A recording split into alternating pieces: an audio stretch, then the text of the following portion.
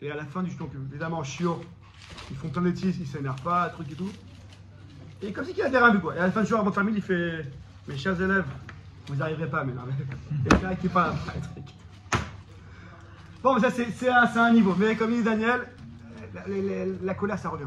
Alors, écoutez bien cette histoire. Alors, hier, première ça, c'est Daniel, ceux qui filment d'arrêter de fumer. Deuxième ça que j'ai dit hier, c'est que c'est de mettre un livre. Alors, ça, c'est le ça du Péléoët. De mettre des. Oui, bonjour tout le monde. Mercredi, donc 20 Elul, moins 10 de Rosh Hashanah, Tafshin Pegimel. Voilà, bonjour à ma maman si on regarde et à tout le monde. Donc, par rapport à la colère, le Péléoët s'est dit, une aide ça. Donc, c'est pour toutes les midotes, mais surtout la colère. C'est de mettre un équerre, un siman. Par exemple, si quelqu'un sait que son livre de Moussard, c'est Messiat Yesharim, alors, sur la table à manger de la salle à manger, il va se faire compter qu'il arrive. Alors, comme on a dit avec Daniel hier, la colère, ça vient très vite. Tu n'as pas le temps de réfléchir. Mais justement, 7 secondes que tu as une seconde, entre que tu arrives à la maison, tu as quelque chose qui t'énerve, bah, si tu vois le livre, ça peut peut-être essayer. C'est pas une état qui est à 100%, mais ça calme un petit peu. Puis attends, ça j'arrive, mais c'est vénère, va aux toilettes. Prends un verre d'eau et après énerve-toi. Quand tu rentres qu'on t'a bougé ton livre. Ouais, qui c'est qui a bougé mon livre? C'est pour ça qu'il a dit qu'il faut en mettre partout dans la maison. Pas faire aussi long parce que ça va faire trop. Alors moi j'avais un copain que, à l'époque à Yeshiva, son livre c'était Aléchour. Aléchour de Ravolbeu. C'était. Il va Aléchour, il dit ça, je me calme. Aléchour. Alors pourquoi papa il y a un jour sur la table? C'est mon problème, il y a un jour sur la table, laissez-le. D'accord. Il y en a, c'est Yom Kippour. Yom Kippour, ils ont peur de Yom Kippour. Non, je rigole pas. Donc ils mettent un Marzor, toute l'année, Marzor de Yom Kippour sur la table. Et il arrive à Yom Kippour, oula, calme-toi. Ça veut pas dire que je sais pas qui m'a posé comme ah, donc on se tait, on se calme, non. On va réagir. Mais réagir calmé, c'est pas la même réaction que réagir énervé. Bon, d'accord. C'est beaucoup plus éducatif, beaucoup plus constructif. Le gars réfléchit, il s'énerve pas. C'est bon, c'est rien à voir. Une réprimande énervée et une réprimande pas énervée. Ok? Juste une petite histoire sur la colère, après on passe au sujet. Donc c'est une histoire ramenée par le Sefer Chassidim. À l'époque, il ramène une histoire vraie suivante. Il y a un papa, donc il y a un enfant qui, toute sa vie, a respecté son père. Toute sa vie. Son père, c'était la mise à Kibodam, pour lui, c'était sa mitzvah, sa mission. Toute sa vie, il s'occupe de son père, etc. Il a grandi, etc. C'est un barreau. Et son père, il sentait qu'il allait mourir. Bon, son père était âgé. Sur son lit d'hôpital, il appelle son fils, il dit voilà, écoute, je sens que la fin arrive, les attentions et tout.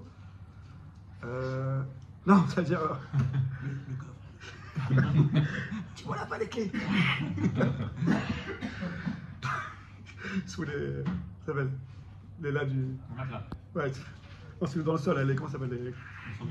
Ouais. Non, il me dit tu vois, écoute, voilà.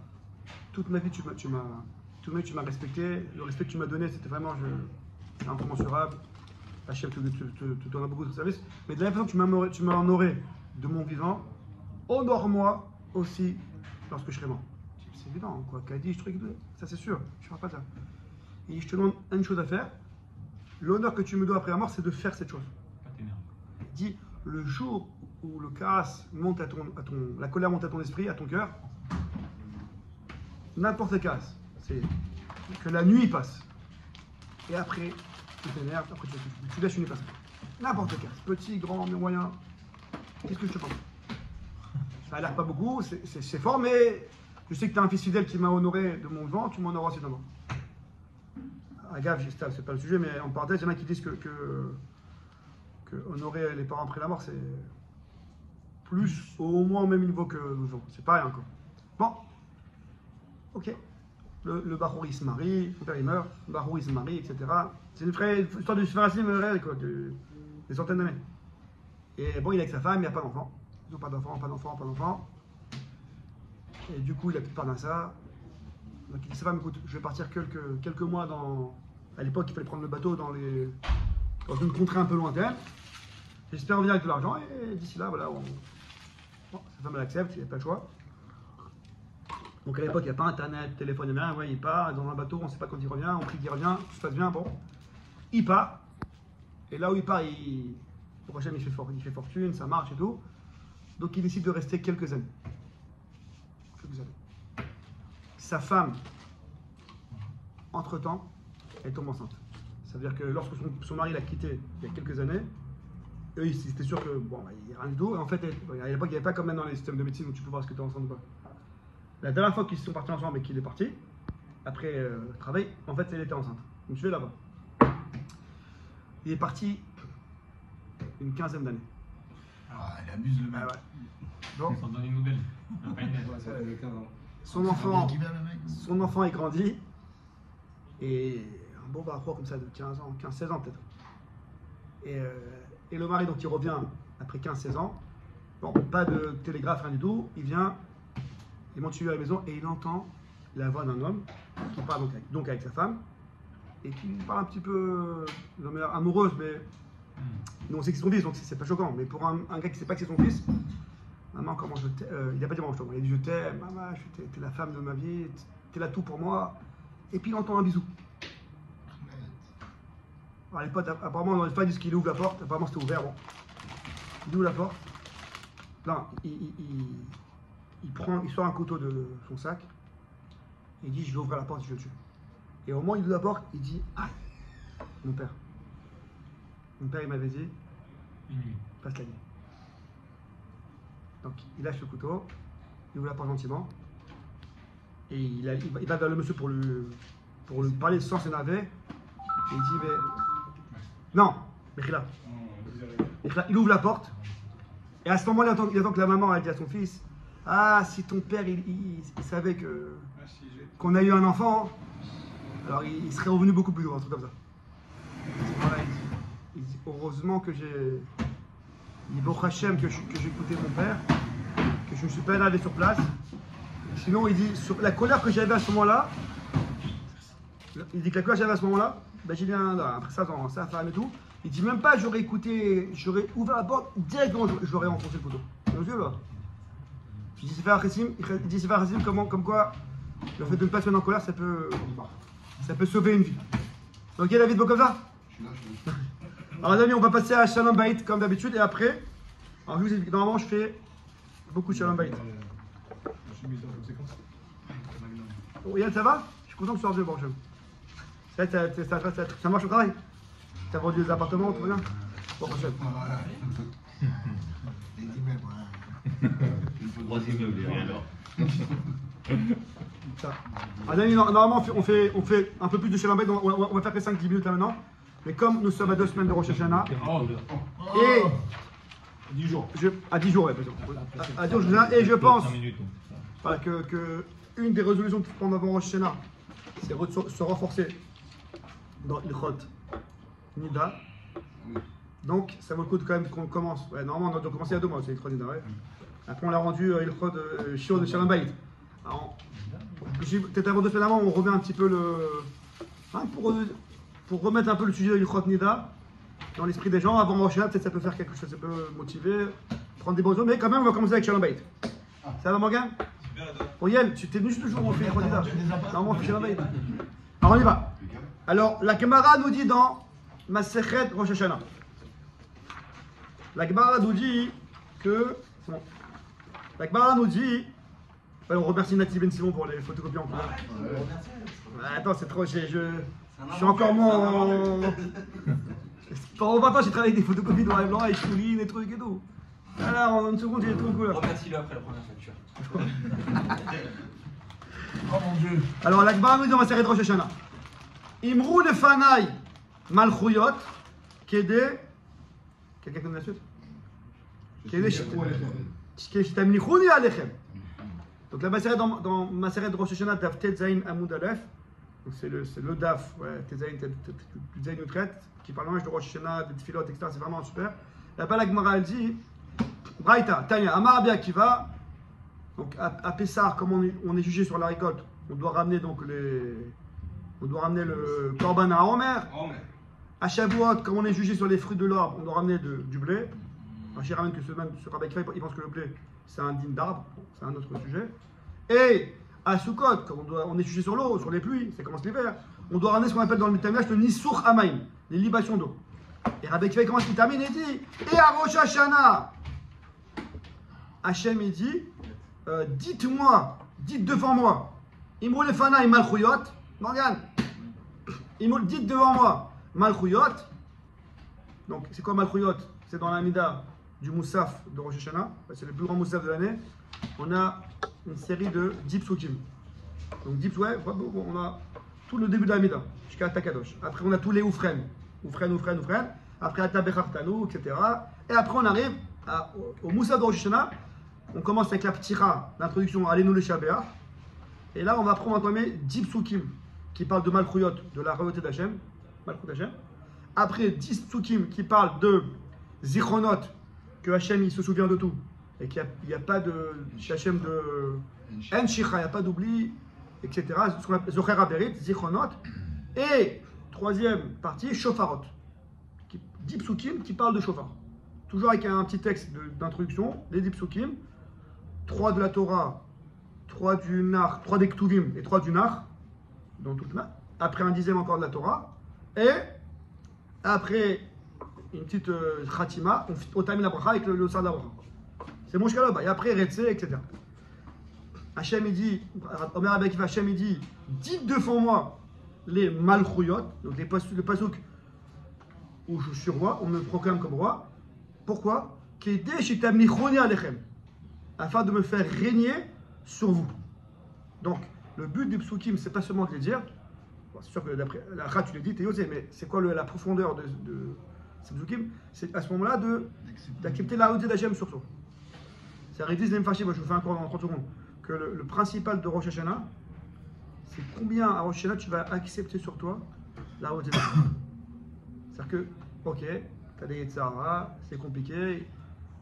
La Torah c'est très vaste, il y a beaucoup à faire, c'est vrai. Mais tu es sur les rails, tu veux faire tchouva, tu veux proclamer Hachem sur le monde plus que l'année dernière. Ouais, si quelqu'un jusqu'à présent il faisait tout, sauf qu'il ne gardait pas ses yeux, disons. Donc Hachem jusqu'à aujourd'hui, il régnait sur cet homme, mais pas sur ses yeux. Vous me suivez là-bas. Donc lorsqu'un homme il prend sur lui de moins regarder, de protéger ses yeux, il fait régner Hachem sur lui plus que l'année dernière. Un homme, il va faire mieux les brachot, Baruch Ata Hashem. Ah, je parle devant Hashem, il se rend. Donc il va faire plus régner Hashem que l'année dernière. Chaque prise de conscience que chaque année on a par rapport à l'année d'avant, c'est une royauté sur nous qu'on prend de Hashem un peu plus.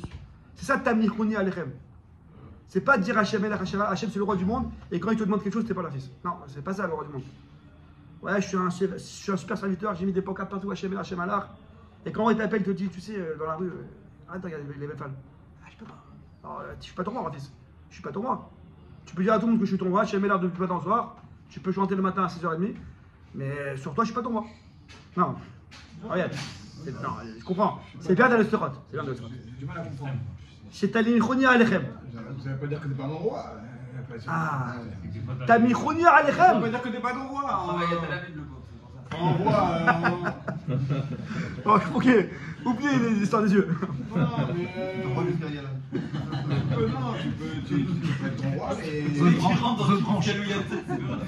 Non, regarde. Ah, mais la raison, ça peut être ton roi, mais tu dérapes quand même. Voilà, c'est ça. Tu peux être ton père. Là, il te dit, genre, c'est différent, genre, tu vas le plus le faire gagner. Voilà. Après, c'est un gars pendant l'année. Après, c'est un gars pendant l'année, il dérape, etc. Bon, c'est la partie du programme que. Même un fils qui a son père, mais je parle en Rosh Hashanah où on est en mode, voilà, c'est quoi tes ambitions? C'est quoi le projet de cette année? Hachem dit à l'homme, voilà, Zochenou le Chaïm, donne-moi la c'est quoi? Tu fais quoi cette année? Le fait d'être dans la tchouva, dans les stéphrotes, ça prouve que c'est ton rôle. Parce que justement, t'as fait la faute, et là tu te dis, bah, c'est vraiment, j'ai fait une faute, et mais je veux dire, le fait c'est un début, ça veut dire qu'il n'est pas mêlé sur. Je parle pas de la faute momentée le 13 janvier. Je parle à Rosh Hashanah, c'est quoi tes ambitions? Mais par contre, il y a une cavana de. Ce qui veut dire, c'est si c'est juste une chanson, t'as rien compris. Si tu c'est sûr. Mais Hachem Allah, et en fin de compte, tu te. On vient se ranger. D'ailleurs, c'est pour ça que cette phrase de Hachem Allah, elle est beaucoup plus répétée à Rosh Hashanah, parce qu'on veut que l'homme, à force de la dire, le gars, pendant Béchat Anisal, il dit, mais Hachem Allah, finalement. Il n'y a pas une contradiction qu'on vient pour Hachem Meller, reconnaître que c'est lui tout, accepter comme tu as dit, sauf que on veut changer le jugement à tout prix. Ça, c'est une super question. Ça, il explique le Shifteh Chaim, bravo. Que l'homme, Hachem, il attend que l'homme, Hachem attend de l'homme, que dans cette fille-là, il espère en Hachem tout. Les bonnes xérotes, la bonne parnassa, la vie, etc. Que par la fille-là, quand un homme, il se tend vers Hachem et il lui demande tout, ça prouve que l'homme, il comprend qu'Hachem, Il n'y a que lui qui peut donner. D'accord. Maintenant, finalement, ce qu'Hachem il donnera, c'est pour ton bien, mais il attend que toi tu demandes tout. Si toi tu fais le raisonnement, bah Hachem, tu sais ce que j'ai besoin et tout à l'heure, bah, si j'ai une galère, bah, c'est terminé Hachem même. Donc finalement, Hachem, c'est bon, fais ce que tu veux, je me rends. Non, Hachem, c'est pas ça que je suis en train de te dire.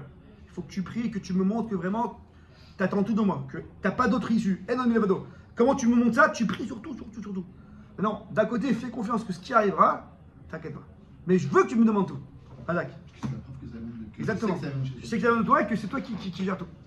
Donc ça, c'est le principe de Tamlichoni Alechem.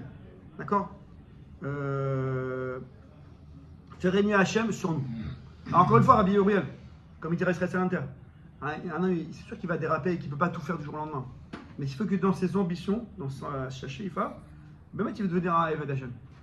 Après, il dirait Shrek Salanter, Tachles sur le terrain. De manière globale, il faut vouloir être un juif sur tous les domaines. Sur le terrain, prends des kabbalot, donc prends sur toi des résolutions, Tachles.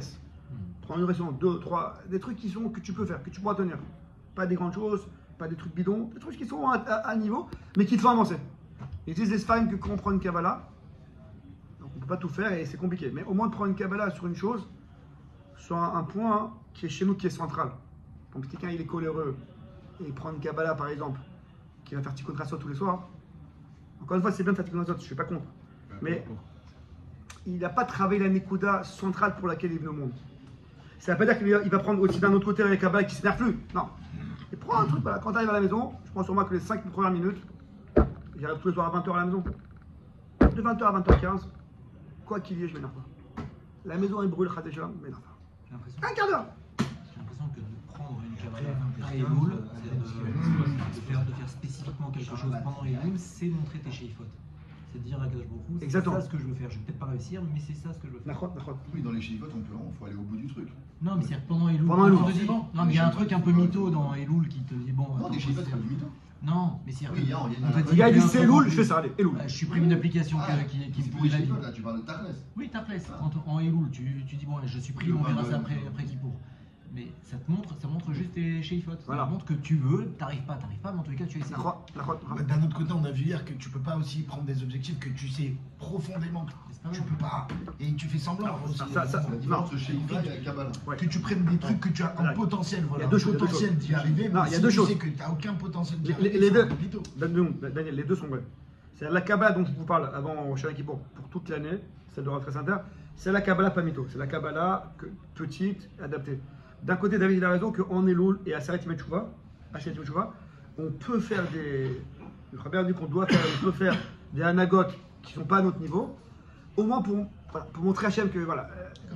Je sais que tu es là, mais la Bassadé, je ne peux pas rester indifférent. Allez. Là, c'est possible. Oui, d'accord. Je te parle d'un qui n'est pas possible. Encore plus. Surtout dans les. Tu as réussi à les désinstaller. Tu vas faire un effort. Encore plus, tu sais très bien. Dire Hachem Beimtsao, Krao Bioto Karov, et nous, Aseret Yemei Teshuvah. Dieu, voilà. L'image qu'on donne généralement dans les livres comme ça, c'est que c'est un roi il passe, ouais. Daniel, un roi il passe dans une ville. Écoutez bien l'image pour comprendre ce que je suis en train de dire. Un roi il passe dans une ville. Dans cette île, c'est des pauvres.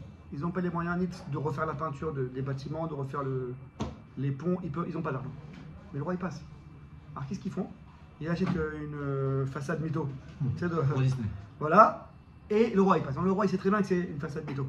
Mais au moins, lorsque je suis arrivé ici, ils ont pris en considération que je suis là. Ils ont fait ce qu'ils ont pu. Alors maintenant, ça ne veut pas dire que. Alors, pareil, on dit les Ibrahim, à Elul, à 7e Teshuvah, t'as le roi qui est là, le roi qui t'attend, fais quelque chose. Oui, il voit tout de toute façon. Mais il attend que tu fasses quelque chose extérieur. Même si mytho. Même si mais comme je dis, mais ça c'est une deuxième chose. Mais à part ça, il faut quand même des briques à balottes, pas mytho. J'aime pas le mot mytho. Pas mytho, comme il montre à quoi il aspire. Après. Pas réalisable. C'est la même chose. J'aime pas mytho. C'est t'essayes, c'est au-dessus de tes forces, mais t'essayes. Bien sûr. Tu montres le temps en ligne, sinon tu fais même pas ça. Bien sûr. Alors juste pour terminer. Justement parce que tu sais que Dieu voit ton cœur, quand tu fais semblant, s'il ne se connaissait pas les cœurs, alors là oui, t'as raison, c'est mytho. Mais vu qu'il sait au fond ce que tu as. Voilà, il sait que tu as envie. C'est encore dur, tu dis alors, allez, Hachem c'est dur, j'ai envie, au moins je fais Elul. Personne ne le fait en pensant à Naki à Kadosh Baruch Hu. C'est ça. C'est pas que tu dis, il croit que c'est bon, il a pas compris. Il a compris, je sais compris, je sais que. Mais au moins je te montre que je fais ce que je peux. Et peut-être ça va durer, pas savoir. Peut-être ça va durer plus de. Peut-être je vais remettre l'application, mais à moitié. Ça va faire quelque chose peut-être. Ok, mais déjà, le fait de l'effacer, le truc, c'est que ça, tu fais un effort concret. C'est clair Il y a des trucs que tu peux pas effacer. Là. Les amis. T'arrives pas, quoi. On peut toujours, mais ça veut dire. Juste je termine cette parenthèse avec les paroles de Rav Dessler. Rav Dessler dit que, il a expliqué vite fait, qu'il y a ce qu'on appelle Bechina. Pas Bechina, Bechira, excusez-moi. Bechira Klalit et Bechira Pratit. On a donc il y a des choix qui sont Klali dans la vie et des choix qui sont pratiques. Il explique, il y a des choix qui sont carrefour. Si tu rates ce choix-là, ah bah c'est pas sûr que le choix. Par exemple, il dit que tu arrives dans une route. Une fois tu rates la rue que tu voulais, c'est pas grave, tu la prends après, c'est pas grave. C'est grave, mais bon. Donc c'est pratique. T'es dans la ville, t'es dans le Hésor, et là où tu cherches, t'as raté la rue. Le mauvais choix que tu as fait de prendre cette rue et pas cette rue, c'est un choix pratique, c'est un choix, on va dire, c'est un petit choix, quoi. Le gars qui est sur l'autoroute et qui prend pas la bonne sortie, il prend, alors là, c'est un choix clanique. Le choix qu'il a fait, le mauvais choix d'avoir fait de prendre cette sortie, c'est vrai que maintenant, c'est 1 heure etc. Il dit dans la vie, là, il fait des choix, des mauvais choix, des bons choix, qui sont pratiques. Il fait déjà Shabbat. Maintenant, ça ou ça, bon. Et il y a des choix dans la vie où ça change totalement. Alors, il dit que Rosh Hashanah Kippour, ce sont des choix claviques. C'est des sorties de carrefour, c'est pas des petits trucs. Les choix qu'on prend à Yom Kippour, on a tellement une force à Rosh Hashanah Kippour, un élan, il y a le Yom Adjim, il y a le Yom Kippour, c'est un jour en soi de Rachamim. Kippour, c'est Koulou Rachamim. C'est que la miséricorde d'Hachem. On a des jours tellement forts que la motivation qu'on a, les choix qu'on va prendre, ils peuvent être décisifs pour changer une vie. Quelqu'un, il peut changer ce qu'il appelle sa Nekudat Abechira. Par exemple, il dit, on n'a pas le temps de parler de ça, et je vais faire vite fait, il dit par exemple, quelqu'un qui fait 1 an d'Yeshiva, quelqu'un qui compte travailler. Il compte travailler. Il travaille, il trouve très bien. Il dit, avant de travailler, je fais 1 an d'Yeshiva.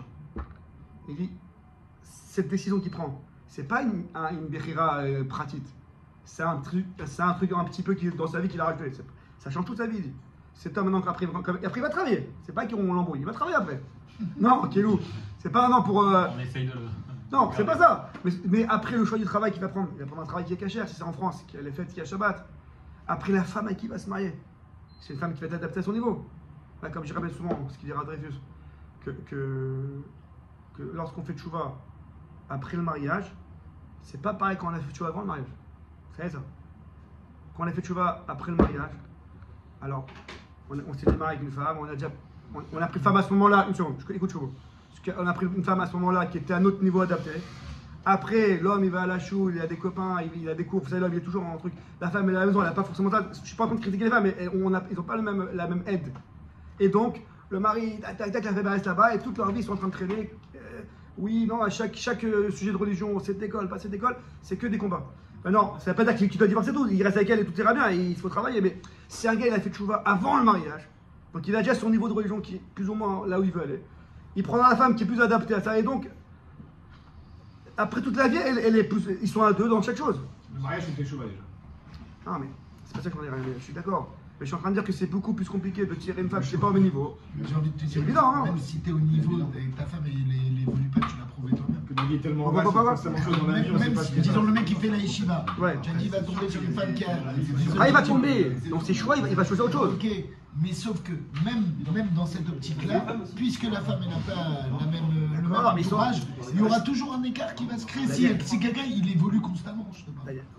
T'es d'accord que ceux qui ont fait tchouva après, ceux qui ont fait tchouva après le mariage, et quand le mari tire la femme, c'est compliqué. Il y a quand même un écart. Il y a quand même un écart qui se creuse d'après ce que tu dis. Non, mais il y a un petit écart. T'as raison, ce sera un petit écart. Tu as une influence sur ta femme, quoi qu'il arrive. Tu as une influence sur ta femme. Ok, mais je suis en train de dire quand c'est compliqué, quand il y a un décalage. C'est vrai, ce que je dis, c'est pas ouf, c'est vrai. Moi, c'est du vécu, c'est pas j'en bats. On me le dit, quoi, tu sais. C'est une logique implacable. Je vous dis, c'est pas. C'est implacable comme logique. La logique, j'ai dit que c'est toujours comme ça. La logique. Est-ce qu'il y a comme ça? Je dis pas le contraire. Ce que je dis, c'est que même dans une optique de Torah, il y a un écart qui se creuse. Puisque Le fait est même que nous, on est toujours entourés. Peut-être qu'il faudra un travail avec un petit peu de niveau. 1 heure par soir, mais c'est un outil. On fait toute ta vie si tu fais ça, alors que moi j'ai été directeur en maladie, j'ai appris à évoluer, ça sur toute ta vie. Et tu galères pour rattraper Tu votre galères. Bien sûr.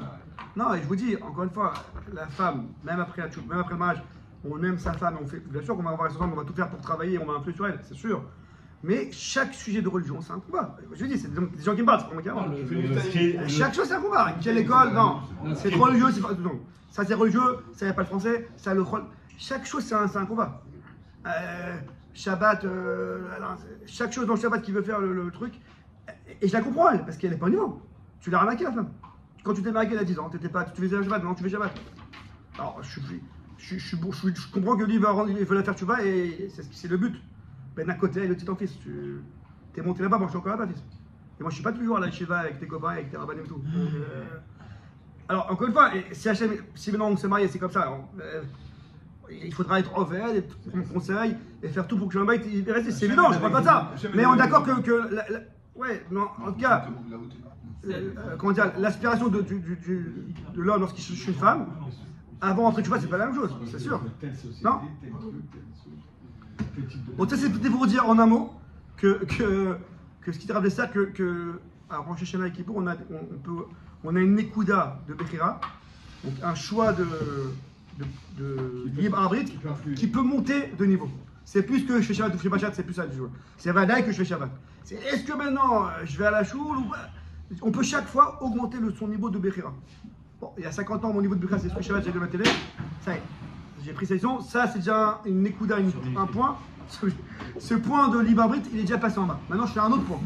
C'est sûr qu'il n'y a pas la télé, c'est sûr qu'on fait qui douche. La question c'est est-ce que maintenant je vais à la synagogue ou pas, par exemple, etc., etc. Et ça va en montant. Hein. Donc on peut, il y a des moments dans la vie où il dit pareil, le roi quelqu'un il a eu un gros nisayon. C'est une grande claque comme ça. Alors soit il se prend en main, il dit attends, si jamais on va ça, c'est que je dois faire une petite introspection. Donc c'est un moment, il peut changer une décision et monter son niveau, ou il dit bon, ça va, ça arrive à tout le monde et dommage.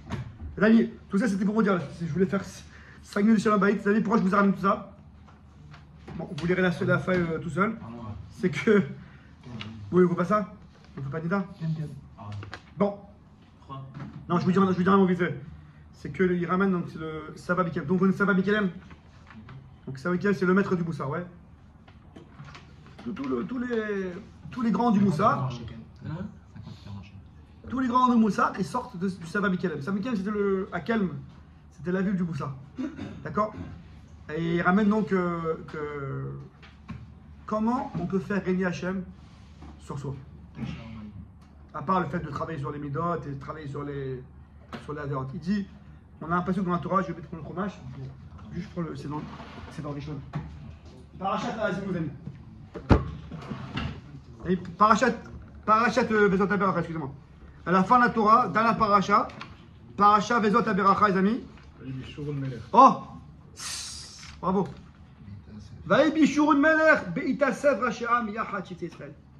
Quand est-ce que donc le roi il est Bishurun? Le roi est comment dire Bishurun? Il est non, ici c'est dans le sens Yachar que le roi il a il est bien son autorité, bravo. Beitasef Hashem, lorsque se rassemblent donc les têtes des peuples, les têtes du peuple, Yachad ensemble toutes les tribus d'Israël. Il dit le Hashem Kelem, ici on a l'impression que mes fourrages dans la Torah que rendre Hachem roi, ça veut dire la hardout. Il dit les fourrages. Ouais, c'est intéressant. Il dit tout le passage sur la hardout. Il dit principalement la mitzvah de Ve'afta l'eracha kamora. La hardout, c'est aimer son prochain comme soi-même. Si vraiment t'aimes l'autre comme toi tu t'aimes, après il y a des niveaux, mais si. Alors ça s'appelle que t'es hardout. C'est ça qu'on appelle la hardout. C'est donner à l'autre ce que moi je redonnais à moi-même. Ouais, c'est quoi echad? C'est faire un. Faire un avec l'autre, ça veut dire quoi? Que ce que moi j'aime pour moi, je l'aime aussi pour l'autre. C'est ça faire un avec moi. Ouais, ce qu'il a dit le Madesani Alecha, ce qui est détestable à toi, ne fais pas aux autres. Ouais, Madesani Alecha, ne fais pas ça aux autres. Donc il dit, pour terminer, que principalement à Rosh Hashanah, on doit faire tchouva sur Ve'afta l'eracha kamocha, qui est l'ardou. Pourquoi? Encore une fois, parce que le principal de Rosh Hashanah, c'est Tamilichouni Alechem. Faites-moi régner sur vous. Et la passion dans la Torah, dans Vezot Abera, il dit que faire régner un roi, ça veut dire être Béardout. Donc Béardout, c'est ça ce qui fait un roi. Donc avant de parler de beaucoup de choses, déjà c'est primordial. Notamment le Rav Kaplan, c'est le Rav de Keter Shoron. Bon, un des rabbins de Nora qui est connu. Il ramène que la première application de ce qui dit le Shabbat Bikilem, c'est à la maison. Shalom Bayit. Shalom Bayit, c'est si on demande à un homme, est-ce que tu es Béardout avec le clan Israël? Moi, mais bien sûr que je. Moi, le clan Israël, bien sûr que je suis Béardout. Du matin au soir. Alors, il dit la première question qu'on demande à un homme, c'est est-ce qu'à la maison, chez toi, avec ta femme et tes enfants, tu étais Béardout? C'est le Shalom Bayit, renforcer Shalom Bayit, prendre des résolutions, des motivations sur Shalom Bayit, c'est la première Kabbalah qu'il faudrait prendre avant Rosh Hashanah. Parce que c'est la Kabbalah de Hardout que l'homme incombe sur l'homme en premier lieu. Ça ne veut pas dire qu'après il dit, et de là, découlera la Hardout avec ses amis, avec ses voisins et avec tout le clan Israël. Mais il y a un ordre. Si quelqu'un il est perdu avec le reste du monde et pas avec sa femme, c'est qu'il y a un problème. C'est qu'il a une motivation de gava ou de kavod ou d'argent, c'est qu'il y a un truc derrière. La première Hardout qu'un homme devrait avoir en premier lieu, obligatoire et nécessaire, c'est celle avec sa femme. C'est pour ça que voilà, je vais dire ce moment avant. C'est le plus dur, genre, au final. Bien sûr, c'est du 24. Je suis pas fini. Gagne. Avec les amis, on n'a pas fini. Avec tes collègues, avec même le reste. Mais non, autant 10 de minutes. discussions. Donc forcément, Il nous reste 10 minutes. plus de victoires. T'es pas obligé d'y arriver avec tes amis. T'es obligé de t'accorder. La femme, c'est 24 heures sur 24. Comme t'es 24 heures sur 24 avec elle, forcément t'as plus de sujets de discussion avec elle. Exactement. Il y a plus de victoires avec elle. Hein? Exactement. Genre, Tu veux partir avec elle? Tu vas parler de la bouffe, tu vas parler genre de. Hein? Donc l'ami, donc, comme il dit le... Tiens. Comme il dit le Chida... Mon collègue. C'est mon collègue, il la voit plus comme ça. Comme il dit le Chida, les amis. Tout le monde sait ce qu'il dit le Chida ou pas? Le Chida, le Rav Chida. Le Chida dit un grand yesod. Ça c'est connu, hein. Juste avec Shalom Bayit, le Chida il dit, les amis, la première... Lorsqu'un homme, après 100 ans, ira dans le ciel, lorsqu'on passera à la case, donc il y a la case Limut Torah, la case Ben Adam Lakom, lorsqu'on passera à la case Ben Adam Lachadero, donc c'est la plus grosse case avec toutes les midot, etc. Il dit dans Frida, la première personne qui passera devant Hachem pour témoigner sur notre comportement Ben Adam Lachadero, c'est sa femme. Morgane, qu'est-ce que tu dis? Les amis, il reste 5 minutes. La première personne qui va témoigner sur nous, qu'en est-il sur nous de Ben Adam Lachadero? C'est la femme. C'est pas le voisin, c'est pas le copain, c'est même pas le raf, c'est la femme. Je suis mal. Non, je dis pas de ça. C'est qu'une personne qui peut témoigner sur notre Ben Adam Lachadero, c'est une personne qui vit avec nous 24 heures sur 24, dans toutes les Erev Shabbat, Erev Kippour, les vacances, toutes les situations possibles et imaginables. Là, il n'y a que la femme qui pourra témoigner. Donc il vaut mieux être en bon terme avant 120 ans. Sans transition, on passe à Ilchot Nida. Les amis, il nous reste 5 minutes. Cette fois-ci,